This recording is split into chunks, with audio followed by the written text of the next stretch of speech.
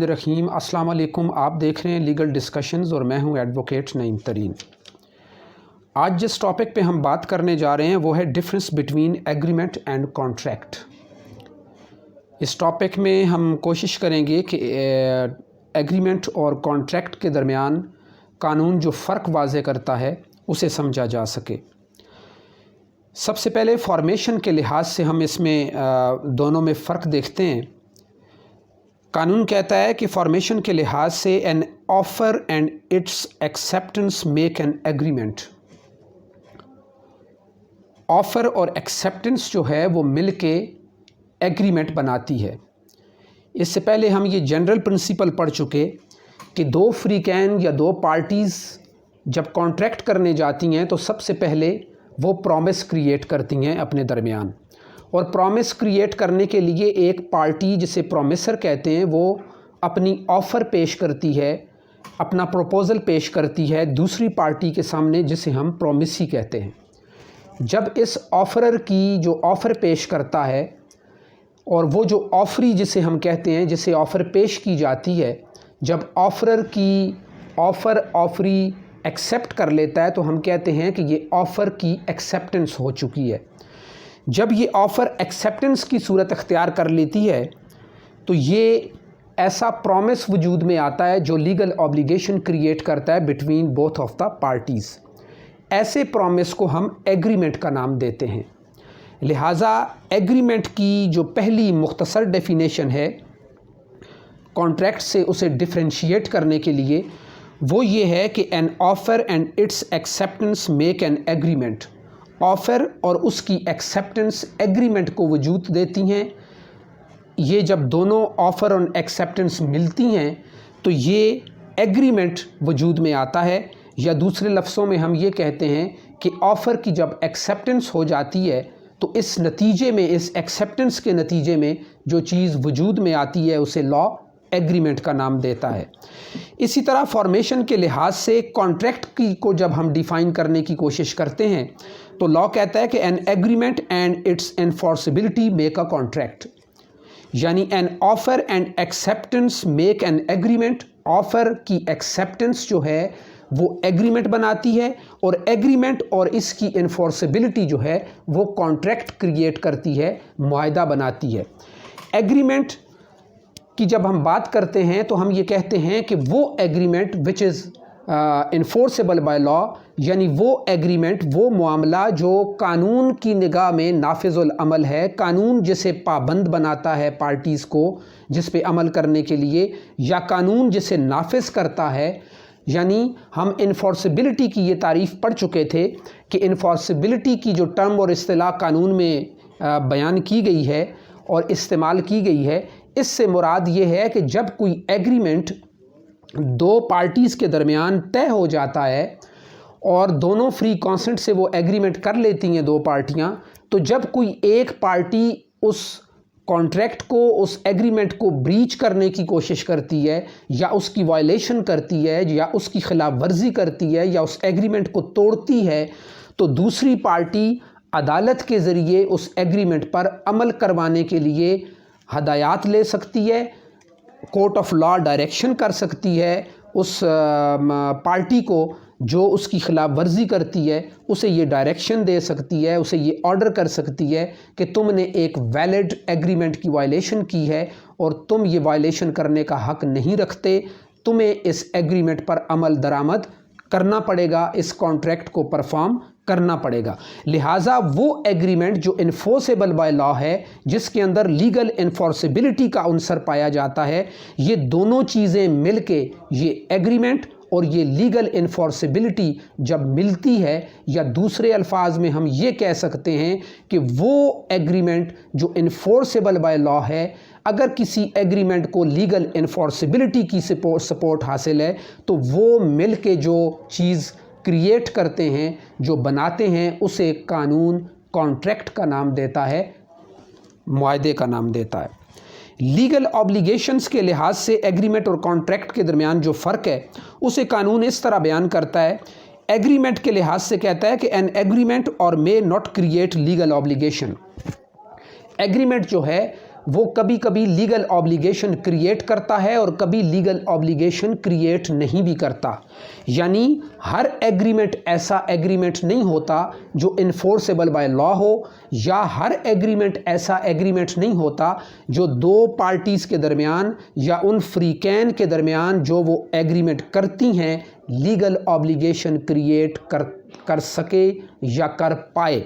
لہٰذا ہم نے اس سے پہلے بھی انفورسیبلٹی کی جب بات کی تھی تو انفورسیبلٹی کے لحاظ سے ہم نے 2 kinds آف ایگریمنٹ کو ڈسکس کیا تھا، ایک لیگل ایگریمنٹ اور ایک سوشل ایگریمنٹ.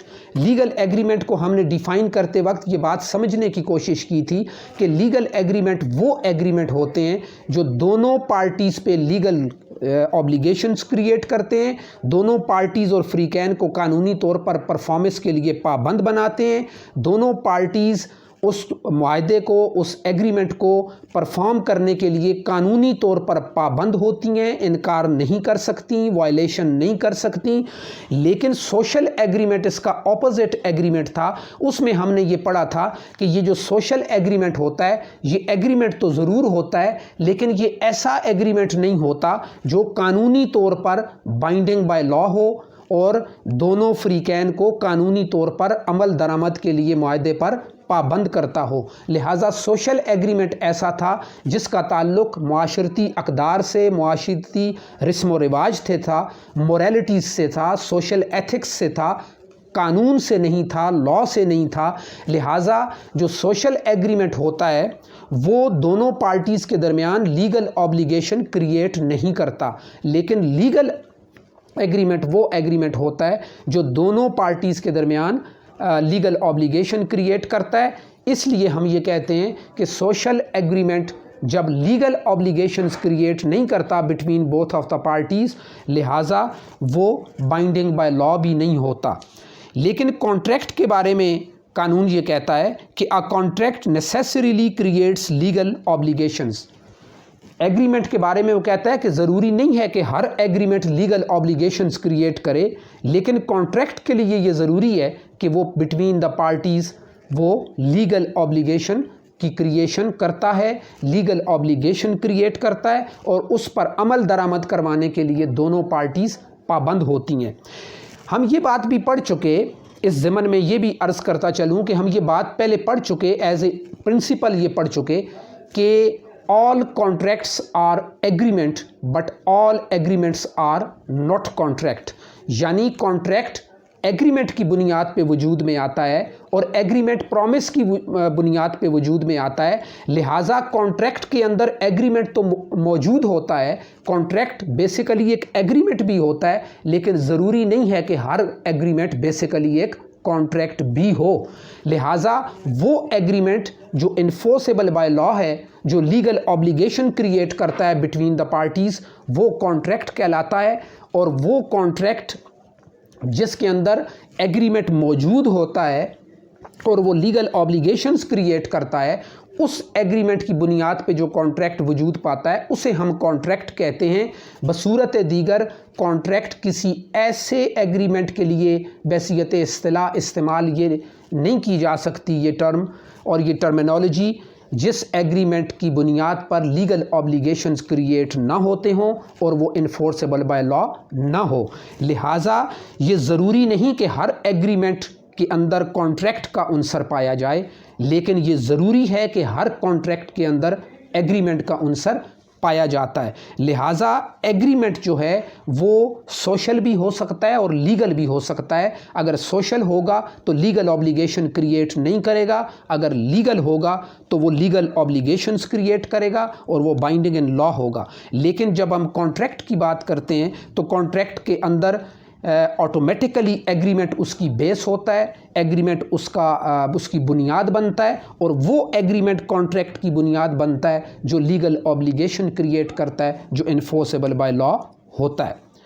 اسکوپ کے لحاظ سے کہتا ہے قانون کہ all agreements are not contract but all contracts are agreement. Scope کے لحاظ سے جو فرق بیان کرتا ہے قانون ایگریمنٹ اور کانٹریکٹ کے درمیان، وہ ایک سمپل لیکن بہت امپورٹنٹ ڈفرینس بیان کرتا ہے. وہ یہ کہتا ہے کہ all agreements are not contract. تمام ایگریمنٹس کانٹریکٹ نہیں ہوتے. اس لیے نہیں ہوتے کہ تمام ایگریمنٹس بائنڈنگ ان لا نہیں ہوتے. تمام ایگریمنٹس لیگل ریلیشن اور لیگل آبلیگیشن کریٹ نہیں کرتے between both of the parties, اور تمام ایگریمنٹس انفورسیبل بائی لا بھی نہیں ہوتے.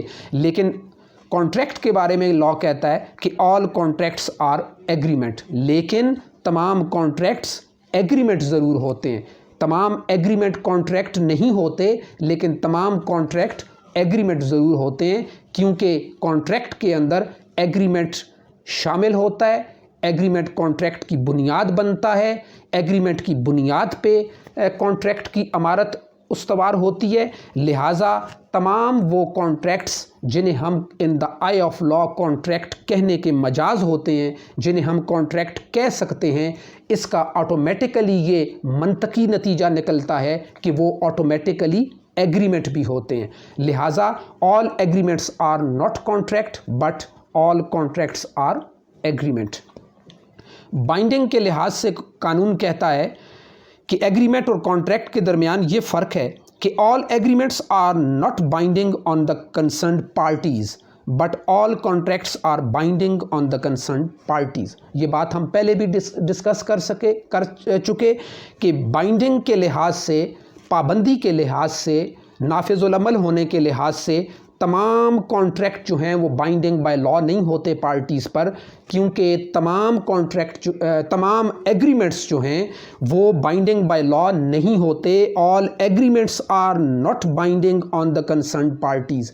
آئی have to repeat once again کہ all agreements are not binding on the concerned parties but all contracts are binding on the concerned parties. تمام agreements جو ہوتے ہیں وہ بائنڈنگ نہیں ہوتے متعلقہ فریقین پر, کنسرن پارٹیز پر, لیکن تمام کانٹریکٹس جو ہیں وہ ہر حال پہ کنسرن پارٹیز پر بائنڈنگ ہوتے ہیں. ایگریمنٹس پہ ضروری نہیں ہے کہ دونوں فریقین عمل کرنے کی, ان کو پرفارم کرنے کی لیگلی باؤنڈ ہوں, قانونی طور پر پابند ہوں. لیکن جب کانٹریکٹ کی بات آئے گی تو قانون کہتا ہے کہ کانٹریکٹس دونوں پارٹیز پر ہر حال میں پابند ہوتے ہیں. All contracts are binding on the concerned parties.